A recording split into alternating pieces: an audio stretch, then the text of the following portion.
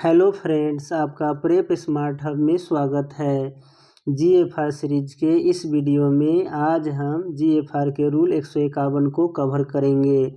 GFR के rule 151 में दिया हुआ है डिबारमेंट फ्रॉम बिडिंग, यानी बिडिंग से डिबारमेंट किस किस ग्राउंड पे हो सकता है और डिबारमेंट कितने दिनों के लिए हो सकता है और डिवाइडेड लिस्ट जो है कौन मेंटेन करता है, इन सब के बारे में इस वीडियो में जानेंगे। रूल 151 में कुल 4 पॉइंट है जिसे हम 1 बाय 1 देखेंगे। तो चलिए हम वीडियो की शुरुआत करते हैं और पहले पॉइंट को देखते हैं। पहले पॉइंट में क्या दिया हुआ है कि एनी बीडर, क्या दिया हुआ है, any bidder who is convicted, any bidder who is convicted under any bidder who is convicted under prevention of corruption act 1988, any bidder who is convicted under prevention of corruption act 1988, तो उसको क्या कर दिया जाएगा, debar कर दिया जाएगा bidding से। फिर दूसरा इसमें क्या है कि any bidder who is convicted under Indian penal code, under Indian penal code, ठीक है, under Indian penal code for loss of any life, property और क्या है, पब्लिक हेल्थ, तो उस केस में भी क्या हो जाएगा, उसको डिबार कर दिया जाएगा। क्या है, any bidder who is convicted under prevention of corruption act 1988 और Indian penal code for loss of any life, property और पब्लिक हेल्थ, तो इस केस में क्या कर दिया जाएगा, इस केस में उस बीडर को डिबार कर दिया जाएगा। तो बेसिकली आप जो है, हम एक एग्जांपल ले लेते हैं कि प्रिवेंशन ऑफ करप्शन एक्ट में कौन फॉल करेगा। तो मान लेते हैं, एक एग्जांपल लेते हैं।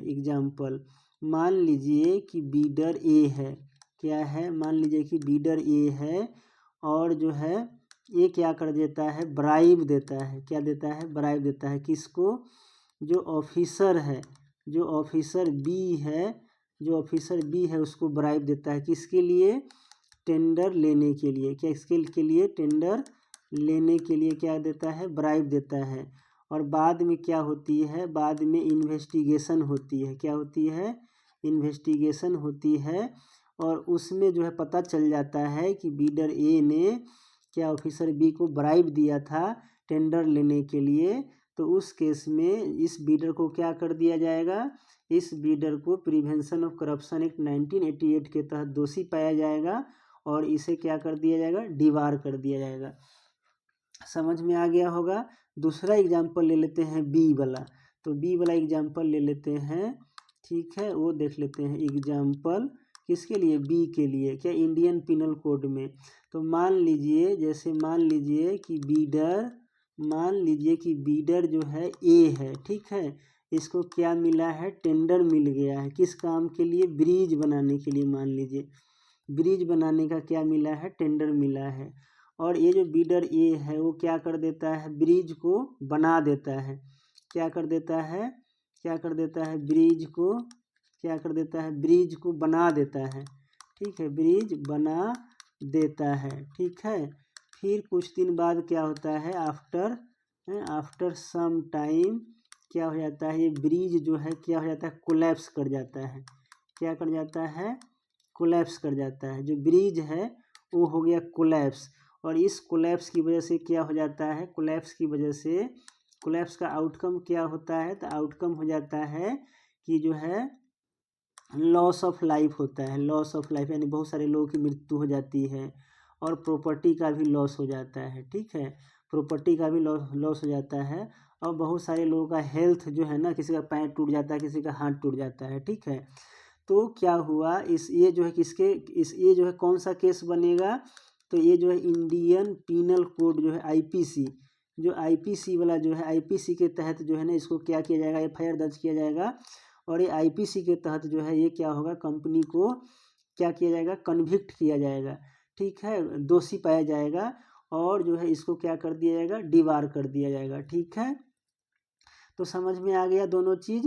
तो पहला पॉइंट क्या था, पहला पॉइंट में था कि कोई भी बीडर है तो उसको क्या है, प्रिवेंशन ऑफ करप्शन एक्ट 1988 के तहत या इंडियन पिनल कोड के तहत लॉस ऑफ लाइफ के लिए या लॉस ऑफ प्रॉपर्टी के लिए या लॉस ऑफ पब्लिक हेल्थ के लिए क्या किया जाता है, दोषी पाया जाता है तो उसे क्या कर दिया जाएगा, डिबार कर दिया जाएगा। तो यही क्या दिया हुआ है, पहले पॉइंट में दिया हुआ है।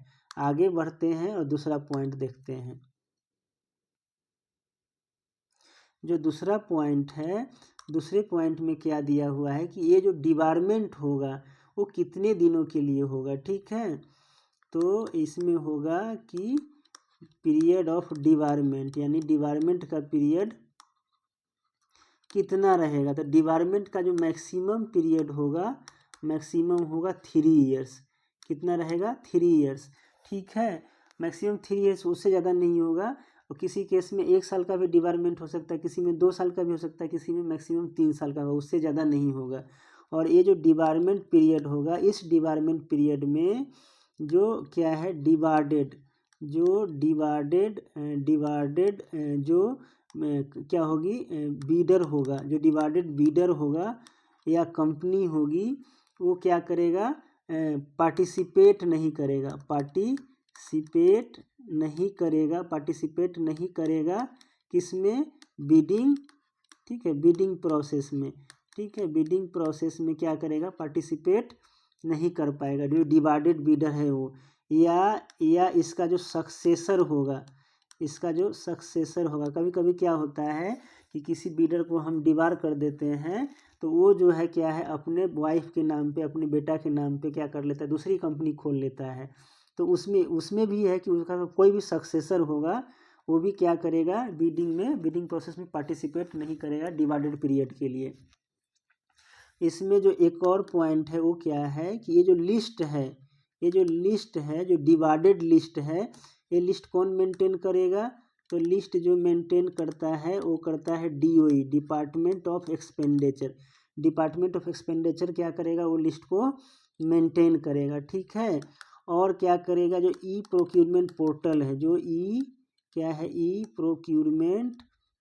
ई प्रोक्यूरमेंट पोर्टल है डिपार्टमेंट ऑफ एक्सपेंडिचर का, उस पर भी क्या करेगा, ये अपलोड करेगा, डिस्प्ले करेगा, ठीक है। तो समझ में आ गया होगा। इसमें क्या दिया हुआ, 2 नंबर पॉइंट में दिया हुआ है कि जो डिबारमेंट का पीरियड होगा मैक्सिमम 3 साल का होगा। और जो डिवार्डेड बीडर या उसका सक्सेसर होगा बिडिंग प्रोसेस में पार्टिसिपेट नहीं करेगा उस दौरान। और इसका जो लिस्ट है, जो डिवार्डेड जो बीडर है उसका जो लिस्ट कौन मेंटेन करेगा, तो डिपार्टमेंट ऑफ एक्सपेंडिचर मेंटेन करेगा। और ई प्रोक्यूरमेंट पोर्टल है उस पर क्या कर देगा, अपलोड कर देगा, डिस्प्ले होगा ये, ठीक है। ये दिया हुआ है 2 नंबर में।